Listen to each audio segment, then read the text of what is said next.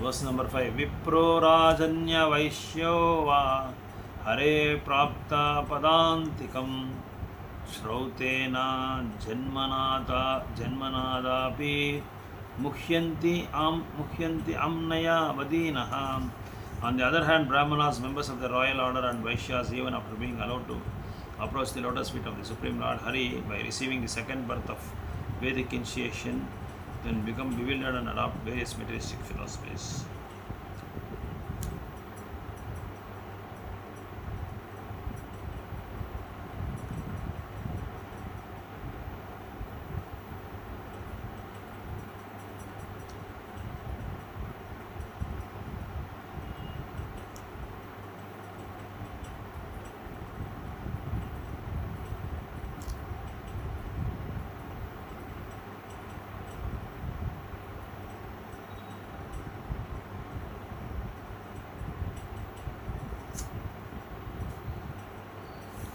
So, in this verse, it explains that there are very famous and renowned persons. For example, politicians, the very royal persons, the richest persons, they are always worried about their social position, worried about their fame, worried about their reputation, and the self-esteem. These people, they will always be hankering for the topmost position in the society. Such persons will always forget about Krishna, and they will never remember Krishna, because they are fully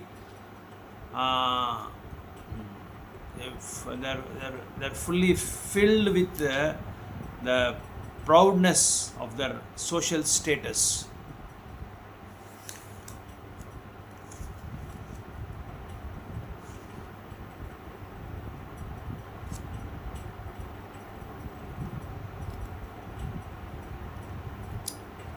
And also, men of small knowledge are very much attracted to the flowery words of the Vedas, which recommended various fruitive activities for elevation to the heavenly planets, resultant good birth, power, and so on. Being desirous of sense gratification in opulent life, they say that there is nothing more than this. Srila Prabhupada's purport to this verse of Bhagavad Gita gives a clear picture of offensive class of men described therein. People in general are not very intelligent, and due to their ignorance, they are most attached to the fruitive activities recommended in the Karmakanda portions of the Vedas. They do not want anything more than sense gratificatory purposes for enjoying life is heaven. And when wine and women are available and material opulence is very common, in the Vedas, many sacrifices are recommended for elevation to the heavenly planets, especially the Jyotish Stoma sacrifices. In fact, it is stated that anyone desiring elevation to the heavenly planets must perform these sacrifices, and men with poor fund of knowledge think that is the whole purpose of Vedic wisdom.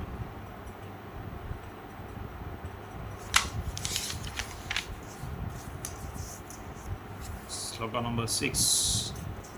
Karmanyako akovida stabada murka pandita maninaha vadanti chatukan muda yaya madhya girotshukaha. Ignorant of the art of works, such arrogantly proud fools, enchanted and enlivened by the sweet words of the Vedas, pose as learned authorities and offer flattering entreaties to the demigods. The word karmani akovida referred to those who are ignorant of the art of performing work in such a way that there will be no future bondage. This art is described in Bhagavad Gita. Yagnartat karmano nyatra lokoyam karma bandhanaha. Work must be performed for the satisfaction of Krishna, otherwise work is the cause of future bondage in the cycle of repeated birth and death. The word stapada, puffed up by false pride, indicates that although ignorant persons do not know the art of working properly, they do not incur from learned devotees, nor do they accept the advice of the Lord's own hand. So there are some people in the society, those who think themselves that they are very learned persons, they know everything, and for them there is no need to approach any bona fide persons or any sadhus, thinking because of their false pride, they will always be doing activities which gratify their own senses rather than pleasing or satisfying the senses of the Rishikesha, the Supreme Personality of Godhead.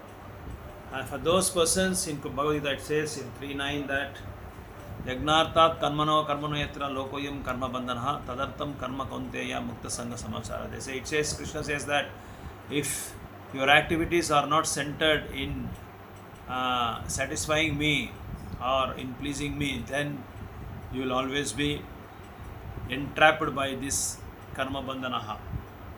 That's what Krishna says in Gita. They are fully puffed up by false pride.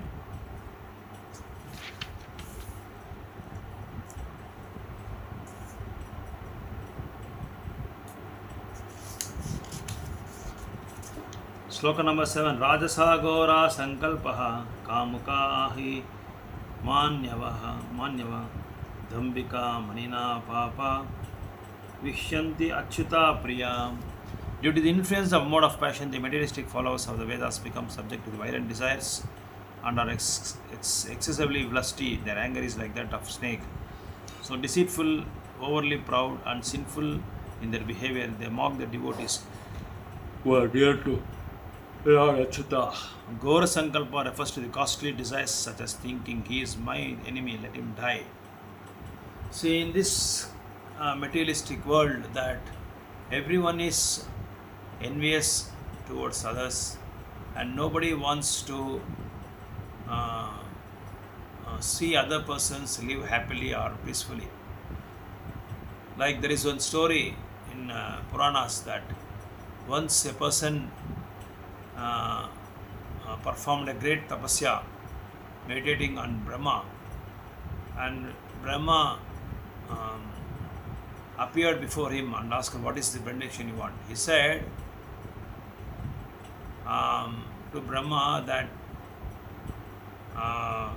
whatever I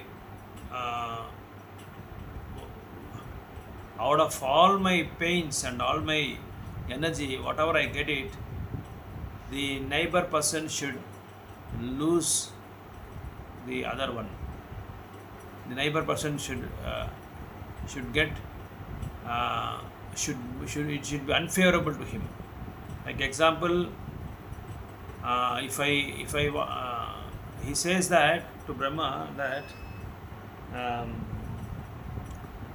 if I want one house, he should lose his one house also. He should be houseless, homeless. That's like if I get millions and dollars, he should lose he should become penniless.